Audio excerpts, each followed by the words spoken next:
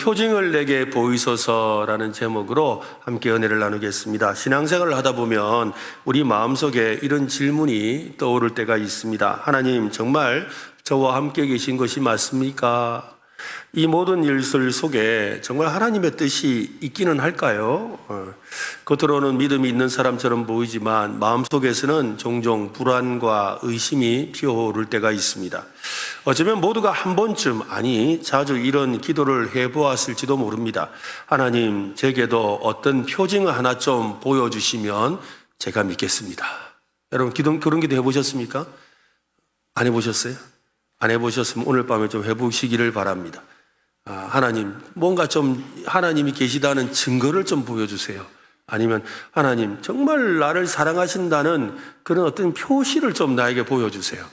하나님, 정말로 나의 이 기도를 응답하신다라는 그런 증거, 또 표징을 좀 저에게 보여주시면 안 될까요? 하고 기도해 보시기 바랍니다. 정말로 여러분, 그렇게 기도하면 하나님이 보여주세요. 하나님이 진짜 보여주세요. 그냥 말하는 거 아닙니다. 저는 그 경험들이 많기 때문에 말씀드리는 거예요. 정말로 하나님 앞에 진심으로 기도하면 하나님이 보여주십니다. 기도는 그 시대에 누구보다도 불안한 현실 한가운데 있었습니다. 미디안의 압제와 무기력한 민족과 폐허가 된 현실 속에서 숨죽이며 살고 있었습니다. 그때 느닷없이 하나님의 사자가 그에게 나타났지요. 우리 지난 시간에 살펴봤습니다. 큰 용사여, 여호와께서 너와 함께 하시도다. 네가 미디안 사람 치기를 한 사람 치듯 하리라. 이 말씀은 기드온을 사사로 부르시는 소명의 말씀이었습니다. 그런데 놀랍게도 기드온은 즉시 순종하지 않습니다. 아니, 놀라운 말씀입니다. 제가요? 그러면서 좋습니다 하고 달려가야 될 텐데, 그는 오히려 질문합니다. 정말 주께서 나와 함께 하신다면 나에게 증거를 보여주세요. 하나님이 정말 나와 함께 하신다고요? 증거를 보여주세요. 여러분, 17절인데요. 다시 한번 읽어보겠습니다. 기드온이 그에게 대답하되, 만일 내가 주께 은혜를 얻어 싸우면 나와 말씀하신 이가 주 되시는 표징을 내게 보이소서. 여러분, 기드온은 왜 표징을 구하고 있을까요? 믿음이 부족했던 것일까요? 즉시 따르지 않는 이유는 무엇이겠습니까? 오늘 말씀을 자세히 보면 그의 요청은 단지 기적을 바라는 것이 아니었음을 우리는 알 수 있습니다. 자신을 부르는 분이 정말 하나님이신지를 알고 싶었습니다. 하나님을 알고 싶어서 하는 그런 깊은 갈망이었던 것이지요. 지금 우리 시대는 확신보다 의심이 더 자연스러운 분위기입니다. 스마트폰만 열어도 수많은 정보와 주장들이 우리의 확신을 마구 뒤흔듭니다. 이게 맞나? 정말 그런가? 어떻게 알 수 있지? 사람들은 이런 질문 속에 익숙합니다. 신앙생활도 마찬가지입니다. 하나님의 뜻을 알고 싶고 분별하고 싶을 때가 있지요. 삶의 길목에서 하나님의 그 인도를 받고 싶을 때가 있습니다. 그때 우리도 기드온처럼 기도해야 합니다. 하나님의 뜻이라는 것을 알 수 있는 표징, 증거를 보여주옵소서. 우리도 기드온처럼 이 표징을 구해야 합니다. 이 길이 맞는지, 이 소명이 진짜인지, 내게 말씀하시는 분이 정말 하나님이신지 확신할 수 있는 그런 표징을 구해야 됩니다. 우리가 오늘도 표징에 대해서 나오지만 앞으로 우리가 기드온을 보면 기드온은 계속해서 하나님께 표징을 구해요. 하나님께 표징을 계속 구하면서 한 걸음 한 걸음 나아가거든요. 사실 저도 지금까지 그렇게 기도했습니다. 중요한 것을 두고서 하나님 앞에 표징을 보여달라고 기도했죠. 목회자로 저를 부르신다는 것을 깨달았을 때 하나님, 나도 하나님께서 나를 불러주셨다는 거, 그런 어떤 남들이 보는 그런 거 나도 하나 주세요 하고 기도했어요. 밥 굶어가면서 기도해 본 적이 있죠. 하나님이 보여주시더라고요. 하나님, 어떤 목회를 하면 좋을까요? 하고 기도하는데 하나님이 또 보여주세요. 또 하나님, 나를 하나님께서 성령님의 그 놀라운 사역을 하도록 부르셨다는데 그 증거를 보여주세요 했더니 또 하나님이 증거를 보여주세요. 그처럼 우리에게 끊임없이 하나님은 보여주시는 분이세요. 여러분에게도 보여주실 줄로 믿으시기를 바랍니다. 그렇습니다. 중요한 것은 기드온을 책망하지 않으시고 자상하게 표징을 보여주신 하나님께서 저의 삶에도, 여러분의 삶에도 그렇게 역사하십니다. 하나님은 우리의 요청을 외면하지 않으십니다. 왜냐하면 신앙은 모함을 통과하는 여정이기 때문이죠. 이런 경험을 통해서 하나님의 살아계심을 확실히 믿게 되는 거죠. 확신을 넘어서 확신을 향한 갈망이 바로 신앙의 시작입니다. 많은 사람들은 기도원의 요청을 불신이라고 생각하는 사람들이 있습니다. 믿음이 약하니 하나님께 기적이나 보여달라고 떼쓰는 것처럼 그렇게 생각할 수도 있지요. 하지만 성경은 그렇게 말하지 않습니다. 하나님은 그를 꾸짖지 않으십니다. 오히려 기다려주시고 그의 요청에 친히 응답하십니다. 기도는 주님 앞에서 자신이 직접 증거를 경험하기를 원했지요. 하나님이 보내신 천사의 말에 순종하기 전에 하나님을 알고 싶었던 것입니다. 오늘 본문은 우리에게 하나님께 묻는 신앙은 의심이 아니라 믿음의 출발점인 것을 보여줍니다. 하나님은 이 기도원의 진실한 그 탐색을 귀하게 여기셨습니다. 히브리어 이 원어로 이 표징이라는 말이 오트입니다. 오트. 이 단어는 단지 기적을 뜻하는 것이 아니라 하나님과의 그 관계 속에서 하나님 자신의 존재를 확증시켜주는 하나님의 약속이라는 거예요. 그러니까 이 기도원이 하나님께 구했던 것은 단순한 기적이나 어떤 표징이 아니라 뭘 구했다는 거예요? 하나님의 약속. 그죠? 하나님의 분명한 약속을 구했다는 것이죠. 하나님이 보내신 천사의 말에 순종하기 전에 그 하나님의 약속을 알고 싶었던 것입니다. 하나님과의 관계 속에서 하나님이 자신의 존재를 확정해주는 그 언약적 표징 말입니다. 그래서 이 단어는 출애굽기 3장에서 모세에게 하나님이 말씀하실 때도 사용되었습니다. 이것이 너를 보낸 내 하나님이라는 표징이 되리라. 즉 하나님께서 보낸 사람임을 하나님께서 스스로 입증해 주시는 거지요. 마이클 호턴이라는 유명한 신학자는 믿음은 전능하신 하나님께 의지하지만 그 믿음은 무턱대고 점프하는 도약이 아니다. 성경 속 계시와 하나님의 성품에 대한 신뢰를 기반으로 하는 합리적인 응답이다 라고 했습니다. 기도원의 이 반응은 바로 그런 신앙입니다. 그는 하나님이 어떤 분인지를 알기 위해 노력했습니다. 그는 혼란스럽지만 도망가지 않았습니다. 하나님께 더 가까이 나아가려고 했던 것이죠. 보통 같으면 만약에 믿음이 없었다면 큰 용사여 여호와께서 너와 함께 하실 것이다. 네가 미디안 사람을 한 사람 치다 할 것이라는 말을 들었을 때 믿음이 없다면 어떻게 할까요? 믿음이 없다면 뭐라고 말할까요? 어떻게 말할 것 같습니까? 됐습니다. 됐거든요. 저랑 상관없습니다. 그러고 그냥 돌아가죠. 이거 무슨 소리? 이거 말 같은 소리 하지 마세요. 말도 안 되는 소리 하지 마세요. 아닙니다. 됐습니다. 하고 한단 말이에요. 이게 믿음이 없는 사람의 반응이죠. 근데 기도는 어떻게 했다고요? 하나님이 나와 함께 하시는 표징을 보여달라고 그랬어요. 그게 믿음인 거죠. 그게 믿음이라는 것이죠. 17절을 여러분 다시 한번 보십시오. 같이 한번 읽어보겠습니다. 시작. 기도원이 그에게 대답하되 만일 내가 주께 은혜를 얻어 싸우면 나와 말씀하신 이가 주 되시는 표징을 내게 보이소서. 은혜를 입었다면 이라고 말하죠. 은혜에 대해 해당하는 히브리어는 헨이란 단어인데요. 호의, 사랑, 하나님의 인정 이런 것을 뜻합니다. 기도는 어떤 은혜를 얻었습니까? 하나님께서 자기와 함께 하겠다라는 이스라엘을 위한 하나님의 일에 쓰임받게 하겠다라는 은혜인 거예요. 여러분 이게 은혜인 거예요. 하나님이 나를 쓰시겠다라는 게 은혜예요. 부담되죠? 이게 은혜예요. 저는 가끔씩 하나님 앞에 그렇게 기도해요. 하나님 나 같은 게 뭐라고? 하나님 나 같은 게 뭐라고? 하나님 나 같은 게 뭐라고 나를 이렇게 사용해 주십니까? 나 같은 게 뭐라고 하나님 이렇게 하나님의 그 영광스러운 일에 나를 사용해 주십니까?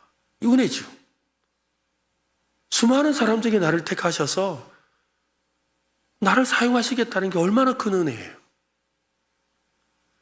여러분 그 은혜를 받으셨죠? 우리는 그 은혜를 받은 사람들이에요. 그 은혜로 살아가는 사람들이에요. 하나님께서 자기와 함께 하겠다는 이스라엘을 위한 하나님의 일에 쓰임받게 하겠다는 은혜 말입니다. 기도원은 말합니다. 하나님 만약 제가 주님의 사랑을 입은 자라면 저를 선택하시는 것이 맞다면 저에게 확실한 표징을 보여주십시오. 이 말에는 간절함이 담겨 있습니다. 하나님을 더 알고 싶다라는 간절함이지요. 그는 18절에서 이렇게 말을 합니다. 내가 예물을 가지고 다 주께로 와서 그것을 주 앞에 드리기까지 이곳을 떠나지 마십시오. 잠깐만요. 그러면서 요 떠나지 말고 가만히 좀 앉아 계세요. 제가 가서 예물을 좀 준비해 올 테니까 거기 좀 앉아 계세요. 그러고 나서 가서 밥도 짓고 국도 끓이고 또 염소도 새끼도 잡아가지고 그래 오는 거예요. 그러니까 이 하나님이 한참을 기다리셔야 돼. 그죠? 꼭 앉아 계셔야 되는 거예요. 지금 그런 상황이죠. 그냥 말 그대로 하나님 제게서 떠나지 마세요 이 말인 거죠. 떠나지 마세요. 그냥 계세요. 계셔주세요. 그렇게 말하는 거지요. 하나님과의 관계가 얼마나 간절한지, 자신이 얼마나 확신을 얻고 싶어 하는지 그것에 마음이 녹아 있는 것이지요. 기드온은 급하게 염소 새끼 하나를 잡고 무교병을 만들고 국을 끓여서 돌아옵니다. 이 행동은 여러분 단순히 그 지나가는 나그네에게 식사를 대접해주는 그런 의미가 아닙니다. 예배의 성격을 띤 행위였어요. 제사의 의미예요. 그가 준비한 염소 새끼 한 마리, 그죠? 제사 지낼 때 드리는, 그죠? 염소에. 그리고 에바 밀가루, 이것은요, 그 소제를 드릴 때 드리는 제사의 하나죠. 무교병과 또한 국은 구약 제사에서 나오는 번제와 소제와 전제와 다 연관이 있는 겁니다. 염소 새끼는 속죄나 번제 제물로 자주 사용되었습니다. 무교병은 정결한 제사, 소제에 사용되었고 죄 없는 헌신을 의미합니다. 국은 제물을 더하는 부속물이나 전제의 역할을 하죠. 전제라는 건 제사의 제일 마지막에 붓는다라는 의미입니다. 기드온은 스스로 제사장이 아니었습니다. 또한 그가 있는 그곳에는 성소도 없었습니다. 정성을 다해 자신이 준비할 수 있는 것으로 최선의 제사를 지내려고 했던 것이죠. 제사를 드리는 이유가 뭘까요, 여러분? 제사가 바로 하나님과 교제하겠다는 거잖아요. 제사를 우리는 오늘날 예배라고 표현하기도 해요. 물론 정확한 의미는 다르지만 그러나 우리가 예배라고 할 때도 하나님과 교제하는 것이잖아요.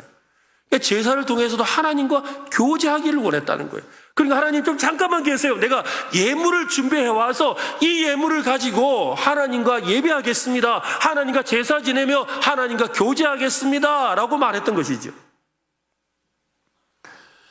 제사를 지내고 예배하는 진짜 목적은 기드온은 알고 있습니다. 제사와 예배의 목적은 하나님을 만나는 것이죠. 그런 마음으로 음식을 준비했습니다. 이분이 정말 하나님이시라면 내 정성을 담은 제물 앞에서 응답해 주실 것이다 라고 믿었던 것입니다. 기드온은 믿음이 없는 사람이 아니라 하나님을 정말로 알고 싶어하는 사람이었습니다. 표징을 달라는 요청은 신앙의 시험이 아닙니다. 하나님을 인격적으로 만나고 싶은 간절함이고 관계적 신뢰를 위한 갈망입니다. 그는 하나님을 경험하고 싶었고 그분과 동행하고 싶었습니다. 우리 삶에도 여러분 오늘 이 밤에 이런 갈망이 있었으면 좋겠습니다. 모든 것을 안다고 해서 믿음이 자라는 것이 아닙니다. 하나님을 알고자 하는 열망이, 그 열망을 따라드리는 기도가 우리의 믿음을 키우는 것입니다. 기드온처럼 물어야 합니다. 주님, 정말 주님이 맞습니까? 주님이 제게 말씀하신 것이 맞습니까? 그렇다면 떠나지 말고 제게 응답의 표징을 주옵소서. 오늘 밤에 그 표징을 경험하시기를 바랍니다. 믿음이란 모든 걸 다 아는 데서 시작하지 않습니다. 믿음은 하나님을 알고자 하는 진실한 탐색입니다.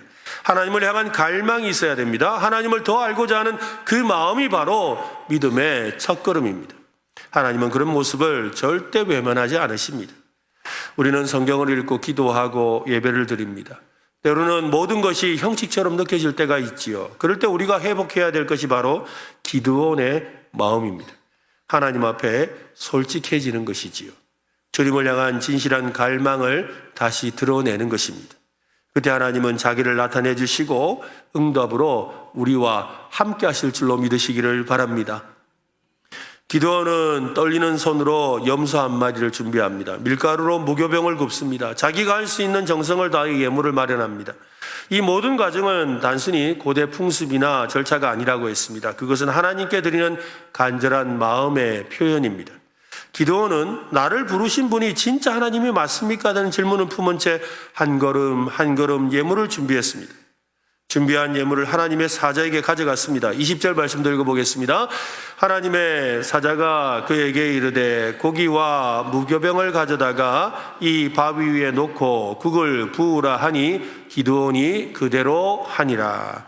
고기와 무교병을 가져다가 바위 위에다 놓으라 그랬어요. 그리고 그 놓아져 있는 무교병과 이 염소 고기 위에다가 국을 갖다 부으라는 거예요.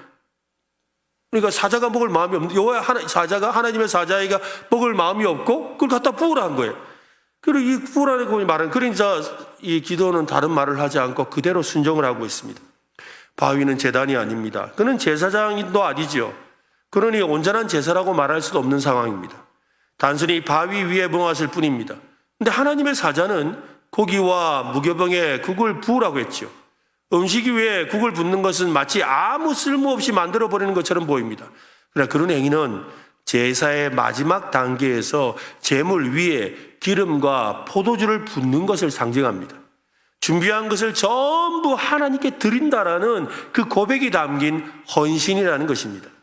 남기지 않겠습니다. 끝까지 다 드리겠습니다라는 헌신입니다. 21절을 보십시오. 같이 읽겠습니다. 여호와의 사자가 손에 잡은 지팡이 끝을 내밀어 고기와 무교병에 대니 불이 바위에서 나와 고기와 무교병을 살랐고 여호와의 사자는 떠나서 보이지 아니한지라. 하나님의 사자가 손에 잡은 지팡이 끝을 내밀어서 고기와 무교병을 탁 건드렸어요. 그러자 바위에서 불이 나왔답니다. 그 불이 제물을 완전히 살라버린 것이지요. 이것은 여러분, 우리 구약 성경에서 보면 하나님께서 말씀하신 대로 모세가 성막을 다 짓고 나서 제단에 하나님이 불을 내려주시잖아요. 하나님이 그 불을 내리시거든요. 또한 이 솔로몬의 성전이 다 짓고 난 뒤에도 하나님 앞에 제사 드리려고 할 때 하나님이 불을 내리셨어요. 바로 그 불이라는 것이죠. 하나님이 직접 불을 내리신 거예요. 성막에 제단도 아니고 제사장도 없는 그곳에서 기드온의 제물을 기쁘게 받으셨습니다. 이건 우연이 아닙니다. 하나님은 기드온이 요청한 표징을 임재의 불로 보여주신 것이죠. 성경에서 하나님의 임재는 종종 불로 나타납니다. 모세가 떨기나무 불꽃의 가운데서 하나님을 만났지요. 엘리야가 갈멜산에서 불로 응답하시는 하나님을 경험했습니다. 기드온은 그 불을 보고 확신합니다. 아, 주께서 나를 부르신 것이 맞구나. 여기서 우리가 생각해 봐야 될 것이 있습니다. 성막이 아니라 바위 위에서 제물을 태우셨다는 것을 우리는 놓쳐서는 안 됩니다. 하나님은 형식이 아니라 마음을 보시는 거지요. 하나님은 우리의 형편을 아십니다. 기드온은 믿음이 강하지 않았습니다. 두려움에 가득 찬 사람이었습니다. 그럼에도 하나님은 그를 외면하지 않으셨습니다. 오히려 그가 준비한 작은 예물과 헌신을 받으시고 임재의 불로 역사하셨어요. 약한 자를 부끄러워하지 않으시고 연약한 자의 그 진심을 받아주신 것이지요. 이것은 우리 모두에게 위로와 도전이 됩니다. 때때로 내 예배가 형식적인 것 같고 하나님께서 과연 받으실지 의심이 들 때가 있습니다. 하나님은 우리가 드리는 진실한 고백과 예배를 받으세요. 장소가 바위 위든 마음이 흔들리든 중요한 것은 그 진실함에 있는 것이지요. 영과 진리로 예배하는 진실한 말입니다. 하나님의 예배는 형식에 구애받지 않습니다. 어떤 면에 있어서는 저는 가끔씩 그런 생각이 들어요. 우리가 이렇게 화려한 찬양을 하고 또 훌륭한 악기들이 여기 있어서 같이 찬양하고 또 멋진 노래들을 부르고 또 좋은 음향을 가지고 있고 또 이렇게 많은 성도들이 모여서 이렇게 찬양하고 뜨겁게 찬양하지만 정말 그 속에 하나님의 임재가 있을까라는 생각이 들 때가 있습니다. 때로는 뭐 가진 것도 없고 그냥 몇몇 사람이 모여서 반주하는 사람이 없어서 반주도 하지 않아요. 피아노도 없고 기타도 없어요. 그런데도 그냥 몇 사람들이 모여서 하나님을 찬양합니다. 정말 진심으로 하나님을 찬양합니다. 왕이신 나의 하나님, 내가 그를 높이고 라고 하며 하나님을 찬양할 때, 이곳에 자정해 달라고 할 때 그때 놀라운 하나님의 역사가 일어나는 것을 우리는 볼 수가 있거든요. 때로는 우리가 지나친 형식 속에서 그 형식에 빠져서 진짜 하나님의 임재를 놓치고 있을 때가 너무 많다는 거죠. 때로는 오늘 기드온이 그 올려드렸던 그 바위처럼 아무 형식도 없고 아무런 그런 규정도 없는 그곳에서 하나님의 불이 임했다는 것을 여러분 우리는 기억할 필요가 있습니다. 어떤 사람은 예배 중에 눈물을 흘립니다. 어떤 사람은 말씀 중에 마음이 뜨거워집니다. 어떤 사람은 찬양 중에 위로를 받습니다. 그것이 바로 하나님께서 불처럼 임하는 순간입니다. 우리는 제단을 정교하게 쌓지만 그 안에 불이 있는지 살펴보아야 합니다. 찬양은 울려 퍼지지만 그 안에 하나님의 그 임재의 불이 타오르고 있는지 돌아보아야 하는 거죠. 여러분, 오늘 우리 찬양팀들 참 찬양을 잘하고 찬양하면서 저도 마음이 뜨거워지는데, 여러분 정말 여러분 속에 불이 있는지 한번 생각해 보세요. 오늘 여러분 찬양을 하면서 여러분 마음에 그 불 같은 마음이 있어서 찬양을 했는지, 오늘 여러분이 말씀을 듣는 중에 여러분의 마음이 막 불타는 것 같은지, 정말 여러분이 기도하는데 정말 간절한 그 불같은 은혜가 막 임하고 있는지 돌아보는 여러분 되시기를 바랍니다. 사모하시기를 바랍니다. 불을 사모하시기 바랍니다. 여러분, 중요한 건 불이에요. 하나님의 임재하심의 불이라는 거예요. 밥 위에 올려놓은 기도원의 제사는 오늘날의 화려한 예배와 대조를 이룹니다. 하나님은 오늘도 바위 위에 제사를 받으세요. 예배는 외형이 아니라 불입니다, 여러분. 하나님의 임재의 불이라고요. 여러분, 오늘 우리에게도 이런 불의 응답이 필요합니다. 하나님께서 내 예배와 기도를 받으셨다는 확신이 필요하지요. 하나님께서 지금도 나와 함께 하신다는 체험이 필요합니다. 항상 큰 기적이나 드라마틱한 체험이 아닐 수 있습니다. 말씀 중에, 찬양 중에, 기도 중에 우리의 마음에 뜨거움을 주시고 눈물을 주시고 안타까움을 주시고 간절함을 주시는 것, 그것이 바로 하나님의 임재의 불입니다. 그 불이 오늘 우리의 예배를 살아나게 하고 우리의 찬양을 다시 일어나게 합니다. 바위 위에서 불을 받았던 기드온처럼 오늘 우리도 이 시간 하나님 앞에 진심으로 나아가서 그 임재의 불을 경험하는, 또 다시 한번 우리 속에 그 불이 타오르는 역사가 일어나는 여러분 되시기를 바랍니다. 이제 불이 내렸습니다. 바위에서 불이 나와 제물을 사르는 순간 기드온은 무릎을 꿇습니다. 바싹 엎드렸죠. 기드온은 그 순간 깨닫습니다. 지금까지 자신과 대면했던 분이 바로 하나님 자신이라는 것을 알게 되었습니다. 그는 두려움에 사로잡힙니다. 단순히 놀란 것이 아니라 뼛속 깊은 공포를 느꼈습니다. 22절을 한번 보십시오. 22절 말씀 읽어봅시다. 기드온이 그가 여호와의 사자인 줄을 알고 이르되 슬프도소이다. 주 여호와여, 내가 여호와의 사자를 대면하여 보았나이다 하니. 그는 여호와 하나님이셨고 자신은 하나님의 거룩한 임재 앞에 서 있었다는 것을 깨달았습니다. 구약시대 사람들에게 하나님을 대면했다는 것은 곧 죽음을 의미할 만큼 두려운 일이었습니다. 기드온도 마찬가지였습니다. 그의 영혼은 공포에 입사입니다. 바로 그때 하나님께서 말씀하시죠. 너는 안심하라. 두려워하지 말라. 죽지 아니하리라. 두려워하는 기드온에게 하나님은 평안을 주십니다. 이것이 바로 은혜지요.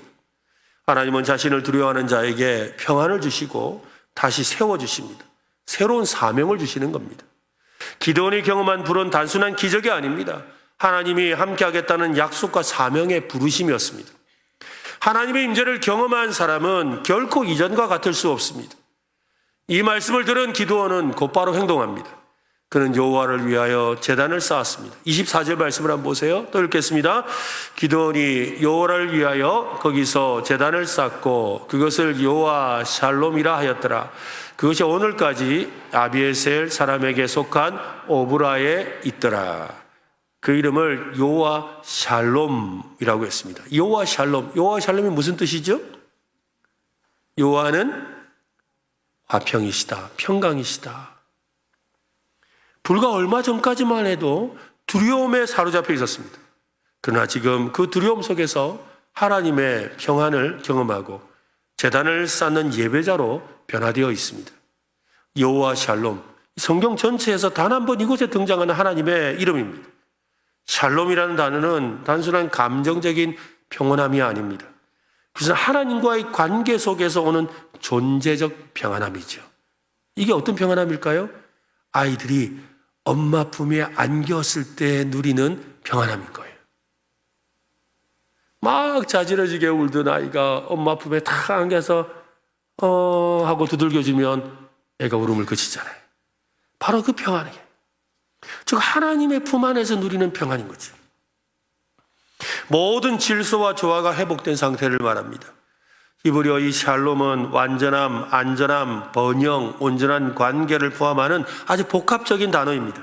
하나님 안에서만 누릴 수 있는 전인적인 평화를 말합니다. 기드온은 이 평화를 경험했습니다. 외적인 상황은 아무것도 변하지 않았습니다. 미디안은 여전히 강했고 백성들은 여전히 고통받고 있습니다. 기드온 자신도 여전히 약한 자입니다. 그러나 그의 내면에 변화가 일어나기 시작했습니다. 두려움 대신에 샬롬이 임했습니다. 바로 이 내면의 변화는 하나님이 함께 하신다는 확신이었던 것이죠. 오늘 여러분의 심령에도 샬롬이 함께 하기를 바랍니다. 기드온의 내면은 본래 평강과는 거리가 멀었지요. 그는 자신의 연약함과 미디안의 억압과 이스라엘의 죄로 인해 마음이 무거워져 있었습니다. 하나님께 부름을 받았지만 그 음성이 믿어지지 않아서 표징을 구할 수밖에 없었습니다. 그런데 불로 임하신 하나님을 체험하는 순간 기드온은 두려움 대신에 놀라운 평강을 경험합니다. 그 자리에서 그는 여호와 샬롬, 여호와는 평화이시다 라고 고백합니다. 성령님은 이 평안을 오늘 우리에게도 주신다고 약속합니다. 바울은 빌립보서에서 이렇게 말을 했습니다. 빌립보서 4장 7절에 그리하면 모든 지각에 뛰어난 하나님의 평강이 그리스도 예수 안에서 너희 마음과 생각을 지키시리라.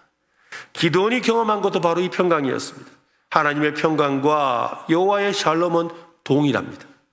기드온은 눈앞의 전쟁이 끝났기 때문에 평강을 느낀 게 아닙니다. 이제 전쟁을 시작해야 됩니다. 여러분, 전쟁 끝난 거 아니에요. 이제 전쟁을 시작해야 된다고요. 마음의 평강이 찾아오면 여러분 이미 이긴 싸움이에요. 이게 참 중요해요. 마음의 평강이 찾아오면 여러분 앞에 어떤 어려움이 있어도 겁날 것이 없어요. 그렇잖아요. 여러분 시험도 그렇죠. 시험 치러 가는데 여러분 마음이 떨리면 제대로 못하지만 마음이 평안하면 어떻게 돼요? 겁날 게 없죠. 그렇잖아요. 마찬가지인 거예요. 마음의 평강을 얻으면 오늘 이 밤에 우리가 마음의 평강을 얻으면 여러분 세상에 나아가서 무슨 일이든 할 수가 있습니다. 왜? 그 평강은 그저 마음의 편안함이 아니거든요. 왜 편안하죠? 하나님이 함께 하시기 때문인 거죠. 하나님이 함께 하시는 평강인 것입니다. 바울이 말하는 평강도 마찬가지입니다. 문제가 사라진 후에 찾아오는 평안함이 아닙니다. 문제 가운데 임하는 초월적인 평안입니다. 모든 지각에 뛰어난 평강, 세상의 이성과 상식으로는 설명되지 않는 샬롬입니다. 기드온이 여호와 샬롬이라 부른 이 제단은 내가 경험한 하나님의 평강을 이 자리에서 잊지 않겠습니다 라는 신앙의 고백이었습니다. 오늘 여러분의 삶에도 이 제단이 세워져야 합니다. 문제의 한가운데서도 혼란과 싸움이 여전한 현실 속에서도 하나님의 그 평강을 경험하는 여러분 되시기를 바랍니다. 그 평강은 내면의 깊은 곳에서부터 일어나는 하나님의 역사죠. 오늘 여러분에게 여호와의 샬롬의 체험이 필요합니다. 신앙생활은 해도 불안하고 기도해도 마음이 무겁고 찬양해도 깊은 위로가 없는 이유는 여러분 무엇일까요? 임재 없는 하나님의 함께 하심을 경험하지 못한 채 형식으로만 하나님의 자리에 나와 있기 때문입니다. 바울이 로마 감옥 안에서도 평강을 누리며 우리 지난주일에 말씀을 살펴보았던 것처럼 노래할 수 있었던 이유는 그의 마음이 그리스도 예수 안에 있었기 때문인 것이죠. 기드온이 미디안과의 싸움 전에 평강을 얻을 수 있었던 이유는 그가 하나님의 임재 안에 있었기 때문입니다. 평강은 하나님이 함께 하심에 대한 확신입니다. 하나님의 함께 하심과 평강은 표징을 구하는 기드온처럼 믿음의 간구를 할 때 시작되는 것입니다. 여러분 혹시 지금 두려움 가운데 사로잡혀 있습니까? 불확실한 미래 앞에 염려하고 있습니까? 그렇다면 지금 바로 그 자리에서 여호와 샬롬을 구해야 합니다. 주님 제 안에 주의 평강을 부어 주옵소서. 이 불안한 마음을 그리스도 예수 안에서 지켜 주옵소서. 그렇게 기도하면 하나님은 그 기도를 외면하지 않으시고 기도원처럼 평강과 샬롬을 주실 줄로 믿습니다. 오늘 하나님께 여러분 우리 표징을 구합시다. 표징을 구하는 것은 의심이 아니라고 했습니다. 하나님의 함께 하심에 대한 더 확신과 하나님을 더 알아가고 싶어하는 간절함이라고 했습니다. 그렇게 구하는 자에게 뭘 주신다 하셨지요? 불을 주신다 하셨어요. 뜨거운 불을 주실 거예요. 여러분, 불 받은 사람은 눈에서 불이 나와요. 눈이 빨개져요. 불 받은 사람의 특징이에요. 눈이 충혈돼요. 정말 막 가슴에서부터 뜨거움이 가득해져요. 오늘 그런 불이 임했으면 좋겠습니다. 그런 불의 역사가 나타나기를 바랍니다. 그때 우리의 마음에 눈은 빨개졌는데 마음은 형언할 수 없는 평강이 찾아오는 거예요. 이것이 바로 기도원의 모습이었습니다. 오늘 우리의 모습이 될 줄로 믿습니다.